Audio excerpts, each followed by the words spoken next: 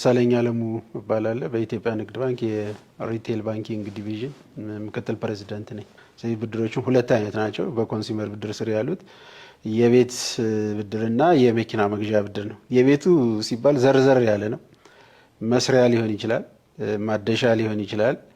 እንደገናም ደግሞ መጨረሻ ግንባታ ላይ ተደርሶ እሱን ታሳቢ ተደርጎ የቀረቡ የብድር አይነቶች ናቸው ማለት ነው። ስለዚህ በባንኩ እምነት እነዚህ ብድሮች የክሬዲትን ወይም የብድርን ዲሞክራታይዜሽን አንዱ ለደንበኞች የማሰርጽበት ነው ብሎ ከማመን አንጻር ነው እንግዲህ ብድሮቹ የደንበኞች ፍላጎት መሰረት አድርገው ወደ ተግባራ የተገባበት ማለት ነው። ይሄ ብድር በጣም ይጠቅማል ብለን ነው እንደ ባንክ የምናስበው። እንደው ለአብነት ያክል እንዲያው ሁላችን ቤት ሰርተን እናውቃለንና ይበቃናል ብለን ቤታችን ከጀመርን በኋላ 70-60% ላይ ደርሰን ይቆምብናል። ስለዚህ ቀሪውን ለመጨረስ ረጅም ጊዜ ነው እንግዲህ የምንቆጥበው ማለት ነው። ስለዚህ ባንኩ አሁን እንደዚህ አይነት ቀዳዳ ይፈታል። ስለዚህ አንድ ደንበኛችን እኛ ጋር ደንበኛ የሆኑ ሰዎች ቤት ጀምረው የተወሰነ ደረጃ ደርሰው የባንኩን ድጋፍ ከፈለጉ ባንኩ ይሰጣቸዋል። በሆነ ጊዜ ደግሞ ቤታቸው ቢያረጅ ለማደስ ረጅም ጊዜ ከሚቆጥቡ ባንኩ ይሰጣቸውና እሱን አድሰው ቤታቸውን የሚኖርበት እድል አለ። መግዛትም ቢችሉ የሚፈልጉት ቦታ ላይ ቤት አግኝተው የራሳቸው ገንዘብ ባይሞላላቸው ባንኩ ይሞላላቸዋል ማለት ነው። ስለዚህ ይሄ ፋይዳው በጣም ለተጠቃሚዎች እኛ ትልቅ ነው ብለን ነው የምናስበው። ያው ለመጀመሪያ ጊዜ እየወጣን ስለሆነ እንግዲህ መስፈርቶችን በጣም ቀላል ናቸው ብለን ነው እኛ የምናስበው። ለምሳሌ ቤት ላይ ብንመጣ አንድ ተበዳሪ የሚበደረውን ቢያንስ 50% ያህል ሰርቶ ከጨረሰ ወይም ለሚገዛውን 50%ን ካዋጣ ለማደስም ራሱ ቢል ኦፍ ኳንቲቲውን ያን ያህል 50%ን የሚያወጣውን ካመጣ ባንኩ 50%ን ይሸፍንለታል ማለት ነው። ስለዚህ ምንም ውጣ ውረድ የለውም። ደንበኛው ይህን ማዋጣት ማድረግ እስከቻለ ድረስ የንግድ ባንክ ደንበኛ ከሆነ ያው የቁጠባ ታሪክ ካለው ከባንኩ ጋር ስለዚህ ቀሪውን የጎደለን 50%ቱ ያንኑ ቤቱ በዋስትና ይዞ ባንኩ ብድሩን ይሰጠዋል ማለት ነው። ወደ መኪናውም ስንመጣ አንድ ሰው እንግዲህ መኪና ለመግዛት 10 ዓመት 20 ዓመት መቆጠብ የለበትም። የተወሰነ 30% ድረስ የሚቆጠብ የሚችል ከሆነ እሱ ለሚፈልገው መኪናው እንግዲህ አቅም ያለው ያም የ30 ሚሊዮን ሊገዛ ይችላል። አቅም የሌለው ደግሞ እንግዲህ የ2 ሚሊዮን መኪና ቢገዛ ባንኩ 70%ን ይሰጠዋል። ስለዚህ መኪናዋን ዋስትና ይዞ ለሚሰጠው ብድር ግን ቢያንስ 50%ን ጨምሮ ያበድረዋል ማለት ነው። ስለዚህ ለሁለቱም ለመኪና ለሚገዙትም ቤት ለሚሰሩትም ሁሉንም ያማከለ ነው የሚሆነው። እንዳቅማቸው ነው። ቤት ለምሳሌ አሁን አዲስ አበባ ብቻ መሆን የለበትም። ክፍለ ሀገር ላይ ሊሆን ይችላል። በብሎኬት የምትሰራ ቤት ለምሳሌ በ500 ሺህ የምታልቅ ቤት ልትኖር ትችላለች። ስለዚህ ሰውየው 250 ሺህ ካለው እኛ 250 ሺህ እንሰጠዋለን። ዋስትና ምንዘው እሷን ቤት ነው የሚሆነው ማለት ነው።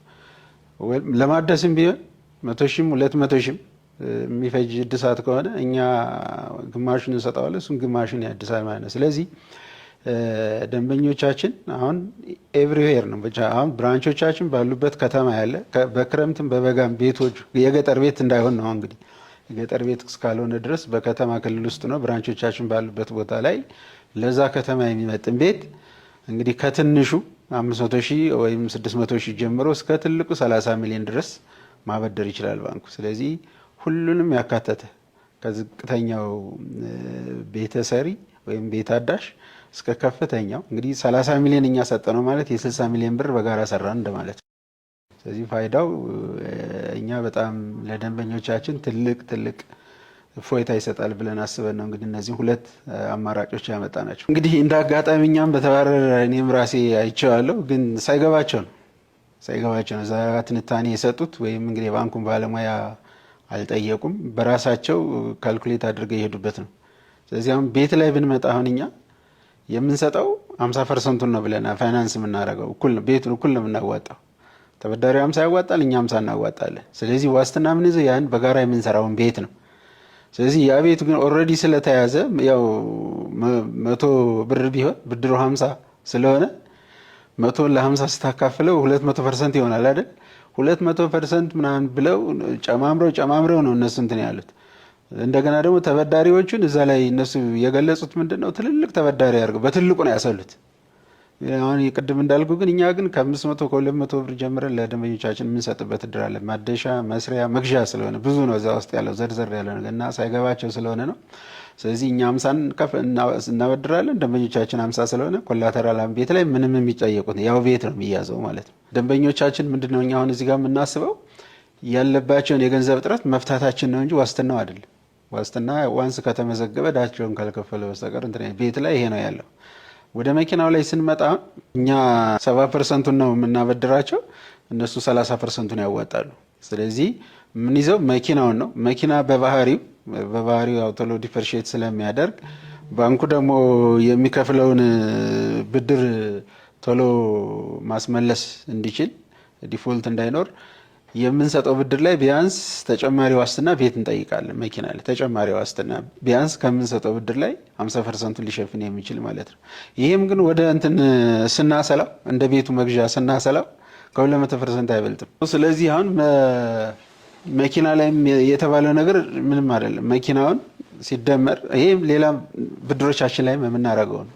የመኪናን ግምት ዝቅ አድርገን ነው የምንገምተው እኛ ወደ 50% ብቻ ግምት ዝቅ ሳናደርገው ብድሩ እዛ ላይ የሚሄድ ከሆነ ተጨማሪ ዋስትና ያንን ለመደገፍ እንይዛለን ማለት ነው። ስለዚህ እዛም ላይ እንደተባለው በጣም እንትን ያለ ሳይሆን ደንበኞቹ በሚፈልጉት ሌቭል እንደየአቅማቸው የሚስተናገዱበት እድል ነው ያለው ማለት ነው። እኛ የምናበድረው ጣራ አለ።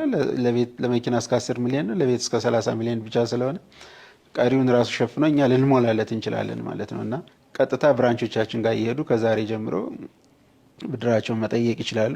በደንበኞቻችን በኩል ደግሞ በሚዲያ የሚናፈሰውን የሚባለውን ሳይሆን ባንክ እንደዚህም ጀመረው የሚለው ብቻ ራሱ ሊያመጣቸው ይገባ። ወደ ብራንቾቻችን መጥተው እውነት እንዲህ አይነት ብድር ጀምራቸዋል፣ ይህን ብታስተካክሉልን የሚል ፊድባክ እንዲሰጡን። አሁን ይሄ ጅማሪ ነው።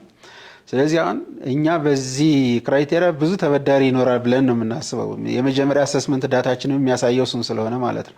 ስለዚህ አሁን በዚህ ክራይቴሪያ የተበዳሪዎች ቁጥር የገመትነውን ያህል የማይመጥ ከሆነ ደንበኞቻችን ለመጥቀም እስከ ጣርን ድረስ የተቀመጡትን ገደቦች ማናሻሽበት ምክንያት የለም። ስለዚህ እሱንም እያሻሻልን ይህን አውቀው መቻል መበደር የሚችሉ አሁን በተቀመጠው ክራይቴሪያ መሰረት ብድሩን ብራንቾቻችን እየመጡ ትክክለኛው ምንነቱን እየተረዱ ተጠቃሚ እንዲሆኑ ነው ለደንበኞቻችን መልእክት ማስተላለፍ የምፈልገው ማለት ነው።